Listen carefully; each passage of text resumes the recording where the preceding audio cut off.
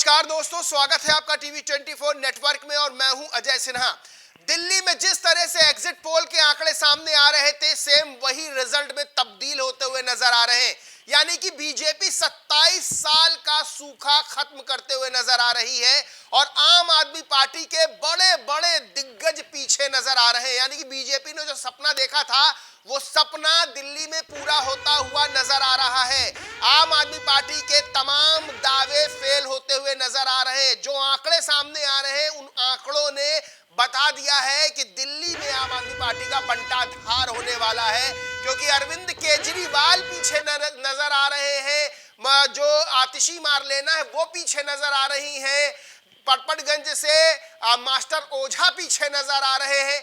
यानी कि जो बड़े बड़े चेहरे हैं आम आदमी पार्टी के वो पीछे नजर आ रहे हैं। 28 सीटों पर आम आदमी पार्टी आगे चल रही है, 42 सीटों पर बीजेपी आगे चल रही है। वहीं अमानतुल्लाह खान है जो आम आदमी पार्टी के, वो आगे चल रहे हैं। बीजेपी के मनीष चौधरी दूसरे नंबर पे चल रहे हैं। अब सबसे बड़ी बात यह है कि रमेश बिधूड़ी, जिनके बयानों को लेकर बड़ी चर्चा रही, आतिशी मार लेना पे बयान दिया उन्होंने, प्रियंका गांधी बयान दिया, वो आगे चल रहे हैं, यानी कि जीतते हुए नजर आ रहे हैं। अरविंद केजरीवाल मात्र कुछ 100 वोटों से, यानी कि 250-300 वोट से आगे चल रहे थे, वो भी पीछे हो गए।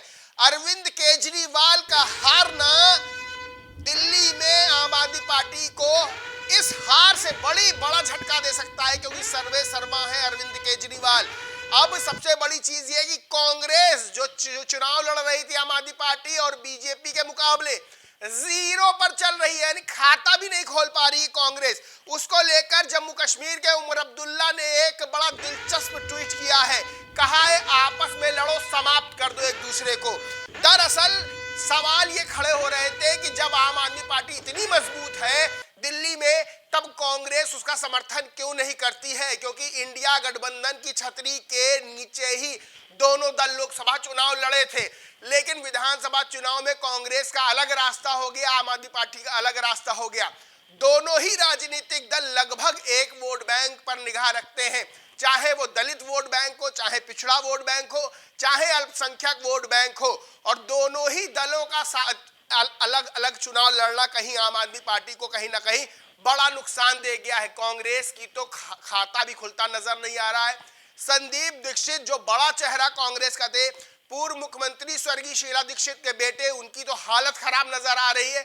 और सबसे बड़ी चीज ये है, कि कांग्रेस का चुनाव लड़ना आम आदमी पार्टी को बड़ा नुकसान पहुंचा गया है।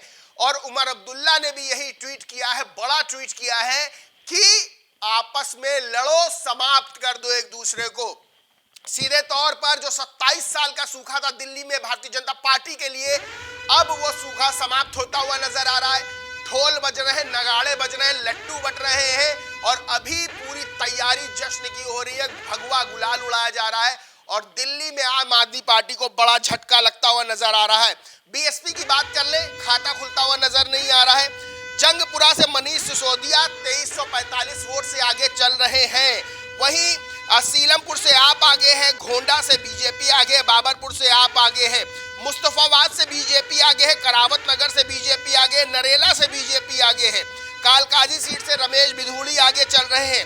यानी कि 28 सीटों पे आम आदमी पार्टी आगे है, 42 सीटों पर बीजेपी आगे है।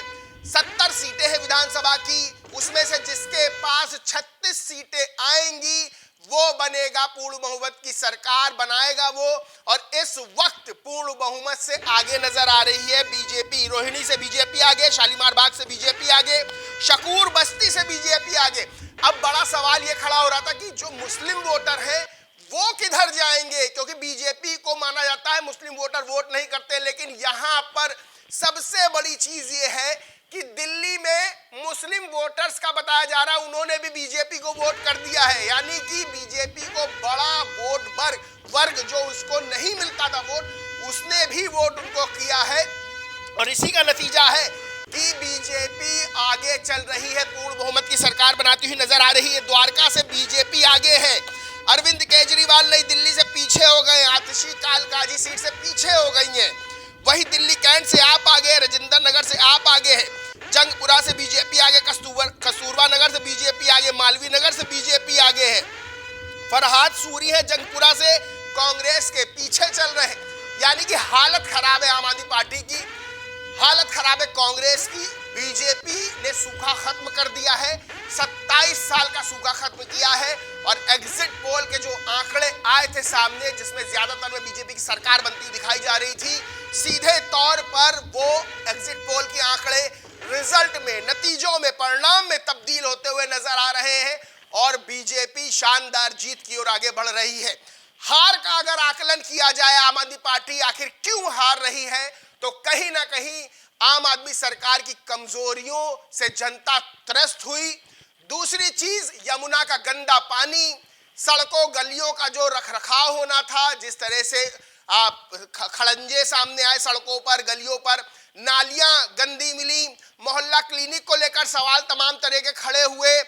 फिर शराब नीति को लेकर, शराब नीति घोटाले को लेकर जिस तरह से आम आदमी पार्टी के बड़े बड़े नेता जेल गए, तमाम तरह की चीजें ऐसा माहौल बनाती हैं जिसमें आम आदमी पार्टी को झटका लग गया इस चुनाव में। और सबसे बड़ी चीज यह है कि कांग्रेस का भी चुनाव लड़ना आम आदमी पार्टी के खिलाफ वो झटका दे गया है। और इसी को लेकर उमर अब्दुल्ला ने बड़ा कटाक्ष किया है कि लड़ो आपस में एक दूसरे से और समाप्त कर दो एक दूसरे को।